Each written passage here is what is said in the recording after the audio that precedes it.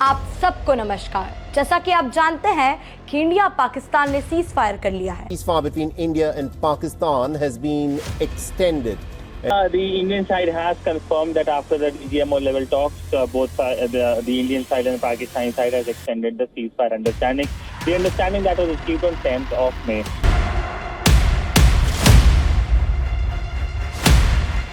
लेकिन अब बहुत लोगों को ये नहीं समझ में आ रहा है कि युद्ध जीता कौन।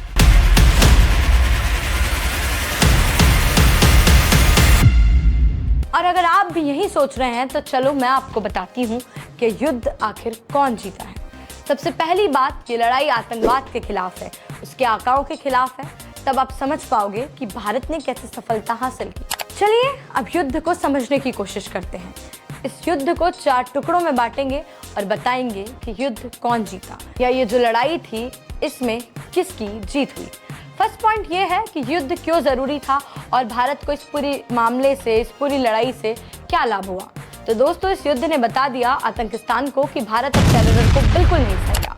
और मोदी सरकार ने साफ साफ कहा है कि कोई भी टेरर अटैक को भारत एक्ट ऑफ वॉर की तरह लेगा। और भारत ने दिखा दिया कि कैसे भारत पाकिस्तान के घर में घुस के उसको पटक के मार सकता है। हमारी फोर्सेस ने एक रेड लाइन पाकिस्तान के ऊपर खींच दी है। अगर आप हमारे ऊपर आतंकी हमला करोगे तो न सिर्फ पीओके बल्कि हम लाहौर में, इस्लामाबाद में, कराची में, पंजाब में हर जगह घुसेंगे और तुम्हें मार गिराएंगे। न सिर्फ आतंकियों को बल्कि तुम्हारे एयरबेस को उड़ाएंगे, मिलिट्री बेसिस को, और तुम सिर्फ देखते रह जाओगे क्योंकि तुम्हारे चाइनीज एयर डिफेंस से कुछ नहीं होने वाला। दूसरी बात, भारत ने इस युद्ध के जरिए बता दिया कि हम न्यूक्लियर ब्लैकमेलिंग से डरने वाले नहीं हैं। पाकिस्तान बार बार भारत को न्यूक्लियर का डर देता है, तो इस युद्ध से भारत ने बताया कि आप चाहे जितने न्यूक्लियर ब्लैकमेलिंग करो, भारत अब अपने कोई भी एक्शन को न्यूक्लियर बम की धमकी से रोकने वाला नहीं है।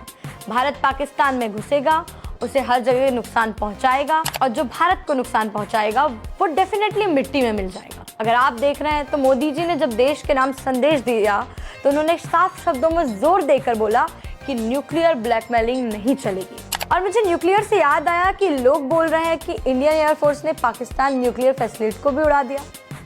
भाई हमको नहीं पता, लेकिन एयर मार्शल के भारती की स्माइल कुछ अलग ही बता रही है। अब आप लोगों ने अपने हिसाब से समझ लिया तो हम लोग कुछ नहीं बोलेंगे। तीसरा पॉइंट जो बहुत जरूरी है, नैरेटिव वॉर एंड प्रोपेगेंडा कौन जीता। वैसे तो दोस्तों भारत के विदेश मंत्रालय ने काफी अच्छा काम किया, लेकिन कुछ ऐसे पॉइंट्स हैं जिसे हम शायद थोड़ा बेहतर तरीके से मैनेज कर सकते हैं। जहां हम पाकिस्तान की सच्चाई पूरी दुनिया के सामने और अच्छे से ला सकते थे, लेकिन शायद हम उतने अच्छे से नहीं कर पाए। और जब भारत ने पाकिस्तान की रिक्वेस्ट पर सीज फायर की घोषणा करी तो बहुत सारे भारतीयों को अच्छी नहीं लगी। लोगों को कहना था कि लगे हाथ पीओ को भी छीन लेते, थोड़ा ज़्यादा मज़ा आता। और अचानक से सीज फायर, लोग थोड़ा खुश नहीं हुए। और अचानक से जो वॉर बंद हुआ, इसी वॉर के बंद होने पर पाकिस्तान ने अपनी जीत में मिठाई बांट रहा है। अलग बात है कि उसके एयर बेसिस उड़ गए हैं। इस दुनिया में पाकिस्तान ही एक ऐसा देश है जो अपने एयर बेसिस के उड़ने के बाद अपनी जीत की खुशी मनाता है। लेकिन बात की जाए नैरेटिव की तो हम थोड़ा और बेहतर कर सकते थे, पर कोई बात नहीं, कुछ चीजें हमें आगे भी करनी है। और याद तो होगा ही ना कि मोदी जी ने बोला है कि युद्ध रोका है, बंद नहीं किया है। चौथा पॉइंट है कि कौन जीता इस पूरे युद्ध में। सीधा साधा भारत ने पाकिस्तान में घुसकर उनके हालात गंभीर कर दिए। उसके बाद भी आप पूछ रहे हैं कि युद्ध कौन जीता, तो आप बहुत बोले हैं। पर चलिए, आपके मन में डाउट है तो मैं फिर भी बता देती हूँ कि युद्ध हमारा भारत जीता। ये युद्ध आतंकवाद के खिलाफ जंग का आगाज है। ये युद्ध ये बताता है कि अब भारत आतंकवाद के खिलाफ लड़ाई लड़ेगा और हर बार आतंकवाद को जवाब देगा। भारत अब डरने वालों में से नहीं है। भारत अपने हक की लड़ाई, अपने देश की लड़ाई, अपने देश के लोगों की लड़ाई, अपने माँ बेटियों के सिंदूर की लड़ाई लड़ना जानता है। फिलहाल के लिए इतना ही। मैं सलोनी आप लोगों से विदा लेती हूँ। आप लोग देखते रहिए TFC मीडिया।